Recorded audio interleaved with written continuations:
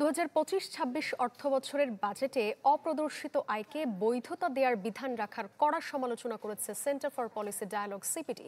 রাজধানীর হোটেল লেকশোরে বাজেট প্রতিক্রিয়ায় বলা হয়, কালো টাকা বৈধ করার প্রক্রিয়া অন্তর্বর্তী সরকারের কাছ থেকে অপ্রত্যাশিত। একই সাথে এটি জুলাই বিপ্লবের সাথে সাংঘর্ষিক বলেও মনে করে সিপিডি। সংবাদ সম্মেলনে আরও বলা হয়, প্রস্তাবিত বাজেটে মূল্যস্ফীতি ৬.৫% নামিয়ে আনা সম্ভব হবে না।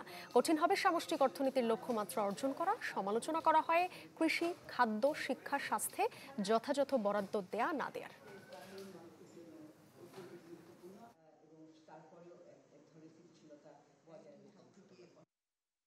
এই বৈষম্যবিহীন স্পিরিটের সাথে বাজেটারি পদক্ষেপগুলো কিন্তু সাযুজ্যপূর্ণ নয়। বিশেষ করে যে বৈষম্যমূলক পদক্ষেপ, কালো টাকা সাদা করার মতো এরকম আরও যে সমস্ত নেতিবাচক পদক্ষেপগুলি রয়েছে সেগুলি পুনর্বিবেচনা করবেন এবং রহিত করবেন, এবং এটা করতে পারলে তিনি আমাদের যে অর্থনৈতিক ব্যবস্থাপনা সেই ব্যবস্থাপনার মধ্যে একটা ফুটপ্রিন্ট রেখে যেতে পারবেন।